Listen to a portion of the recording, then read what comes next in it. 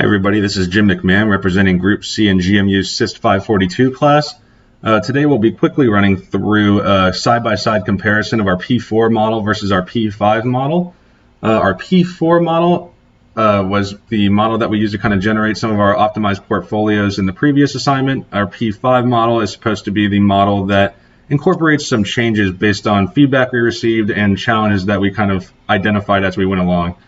We won't run through everything too in depth as we've done that in previous videos, but let's go ahead and get started here. So looking at this first tab, you'll see these are very similar.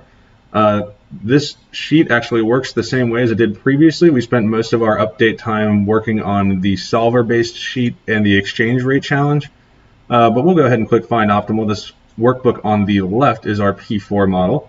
So this is the model that existed the previous time we did this. We'll click it on the right here. This is our P5 model. And you can see we're going to spit out the same output. We go over here to the right, we can look at our portfolio balance. This uses the levered beta approach and the return approach, and all these numbers are exactly the same. We are using the same stocks here for comparison purposes. We can go back.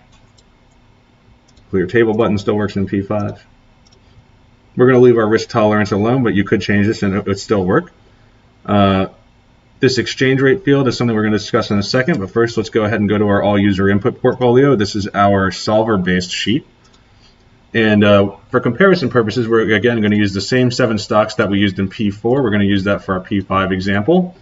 Now, the thing that we changed here is what happens when you run solver over here. And while we wait for this to solve, I'll kind of talk about that. We'll go over to solver, hit solve. The challenge here is that this is just going to identify the highest return stock and the stock that best reduces risk in the portfolio, which results in 2 stocks having a lot of money and the rest of the stocks just kind of hitting the minimum constraint.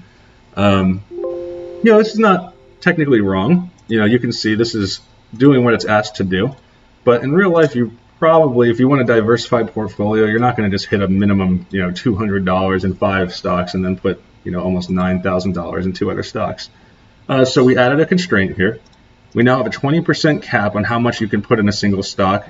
So we have a ceiling of 20%, a floor of 2%. So if we head over here, you see our total value is still the variable, but we have some more constraints now. We can hit solve. See this max purchase column is the new one. And you can see this was able to find a solution, and you can see more money is placed into different stocks, get a little bit more of a balanced portfolio. The approach is still the same. It's still trying to optimize for best return versus lowest possible risk. But now we have a much different portfolio and our money is more diversified. Less, eggs in one basket, so to speak. Let's head over to the left again and we can talk about exchange rates. The feedback we received on exchange rates is, we did a Monte Carlo approach that included a spread of -5% to a max of +5%. So you could have any value in between that 95% of the data point we pulled and 105% of the data point we pulled, with the idea being that there's some risk there. Professor pointed out that, maybe the user, depending on when they're using this portfolio, wants to have some say in that. Plus than 5% is kind of a very rigid definition, and maybe the user could impact us. So we added a low-end field and a high-end field. We defaulted to that same exchange rate spread we used previously, except now the user can change this. So let's say the user decides, the American dollar is, not exchanging at the rate it used to be for the money I want to convert to. Let's call this 91%. Let's call this 101%. We can jump over here. We can still drop this down. Let's stick with Canadian dollars like we did last time.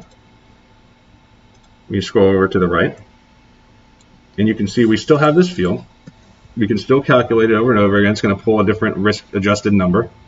But the difference is now the Canadian dollar has a different spread of possibilities. We'll go to our exchange rate tab here, and we'll do the same thing from our P4 workbook. Let's look at Canadian dollars. We'll kind of highlight that. I guess it'll go away if I click in here, though. But you can see at the 0th percentile, we have 1.16, whereas previously our 0th percentile was higher than that. So you can see what the user has inputted here has impacted the rate of exchange possibilities that we have in our Monte Carlo simulation. We can actually do the same thing if we go over to the high end. You can see 1.34 in row 11. That's the Canadian high-end exchange rate. Let's go to this one. We're in row 11 still. And 1.29. So you can see we've lowered that top end by lowering it from 105% of the highest possibility to 101% as the highest possibility. This gives a little bit more potential for adjustment. It gives the user some say in how the exchange rates work. And this was kind of our response to not having such a rigid definition of what could happen as far as exchange rates are concerned. If you have any questions, please feel free to reach out to us. Otherwise, thank you very much for your time. It's been a pleasure to be in this class, and have a great day.